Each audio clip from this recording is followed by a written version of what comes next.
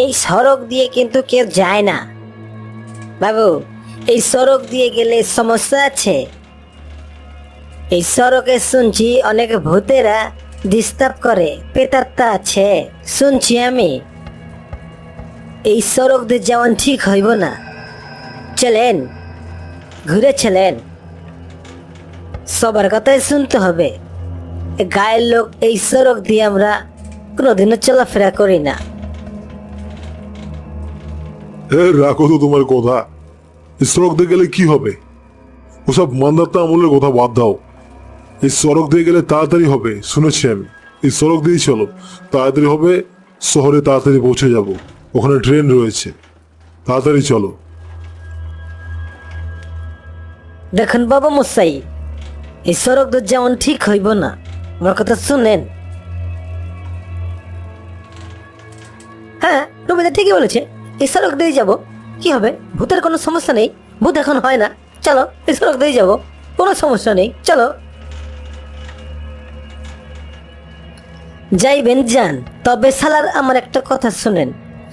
শুনছি এই রাস্তাতে নাকি কোনো একটা যুবতী মেয়েকে ধর্ষণ করে মারা হয়েছিল। তারপরের থেকে সালাই এই রাস্তায় কেউ যায় না। শুনছি রাস্তায় নাকি তার দেখা পাওয়া যায়। যদি কোনো কারণে সে রাস্তায় আসে, তার চোখের দিকে চাউন যাইব না, তাহলে সর্বনাশ হয়ে যাইব। এইটুক কথা আমি বললাম। সোজা যাইব, সোজা আইব, কোনো দিকে তাকানো যাইব না।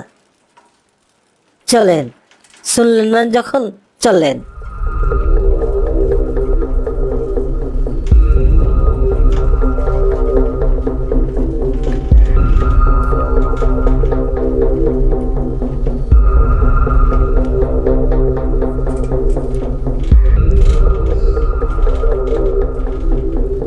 জঙ্গলের মধ্যে দিয়ে তাদের গরুর গাড়ি টুকটুক করে চলছে। গরুর গাড়ির চালক তাদের বারবার সাবধান করা সত্ত্বেও তারা জোর দিয়েছে তারা যাবেই। তাই গরুর গাড়ির চালক কোনো উপায় না দেখে তাদের নিয়ে চলেছে।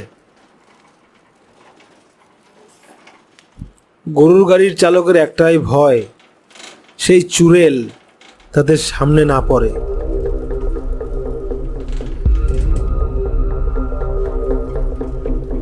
জঙ্গলের মধ্যে দিয়ে রাস্তা, অন্ধকারের মধ্যে ঠিক মতো দেখাও যায় না।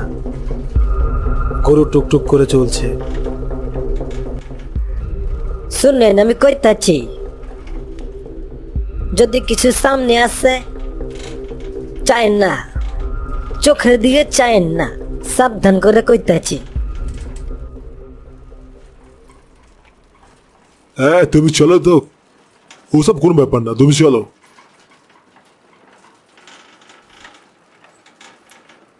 গরুর গাড়ি চালক তাদের বারবার সাবধান করে দিচ্ছে, আর গাড়ি চলছে। জঙ্গলের মধ্যে দিয়ে রাস্তা। যখন তারা যে এরিয়ায় মেয়েটি খুন হয়েছিল, যেখানে প্রেতাত্মা বা চুড়েল পাওয়া যায়, দেখা দেয় যেখানে,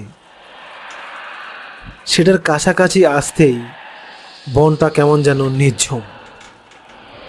একটা ঠান্ডা বাতাস বইছে। না চাইলেও মনের ভেতর একটা ভয় উৎপন্ন হচ্ছে। গরুর গাড়ির চালক আর দুজন যে প্যাসেঞ্জার, তাদের মনে কিন্তু ওই একটা কথাই দানা পাচ্ছে, সে চুড়েল বা প্রেতাত্মা তাদের সামনে এসে না পড়ে। না পড়লেই ভালো, গুজব হোক আর যাই হোক, সামনে যেন না আসে, এই বলেই তারা চলছে। কিছুটা পথ যাওয়ার পর গরুগুলো থেমে গেল।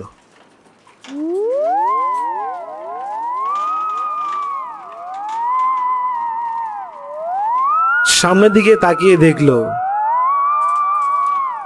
জঙ্গলের মধ্যে একটা মেয়ে দাঁড়িয়ে আছে।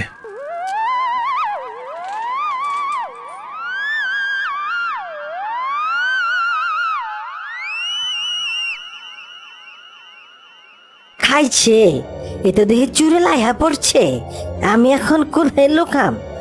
আপনারা কিন্তু চুড়েলের সামনে যায়েন না, একদম মারা পড়ে যাবেন। হায় হায়, কি সর্বনাশ হইল! যেটার ভয় ছিল সেটাই হইল, চুড়েল তো আয়া পড়ছে। হ্যাঁ, তুমি কি বলছো? চুড়েল কে নাকি রাস্তায় দাঁড়িয়ে আছে, তুমি চুড়েল বলছো? এখন আমি দেখেছি, কে সেটা? হায় হায়, কয় কি? আপনি এ কাজ করেন না, সর্বনাশ হয়ে যাইব, একদম মারা পড়ে যাইবেন। আল্লাহর বাস্তে আপনি সামনে যায়েন না, চুড়েল আপনারা খায় ফেলাইব। চোখের দিকে তাকায়েন না, আপনি সর্বনাশ হয়ে যাবে, আপনার মরে যাইবেন গা। বলছি যখন তখন যাস না। কি তুই কি হবে, আমার তো ভয়ই করছে। আরে তুমি ভাবেছ এখনই দেখেছি, কিছু হবে না, দাঁড়াও।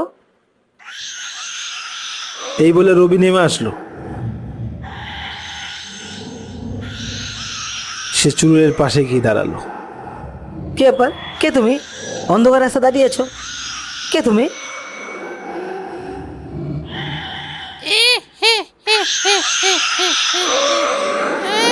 আরে হালা কাম সারছে রে, তাড়াতাড়ি পালাও এখান থেকে, এক্ষুনি পালাও।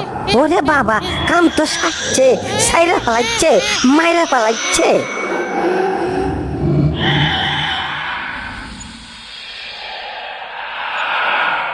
দৌড়ে পালায় রঘু এবং গরুর গাড়ির চালক।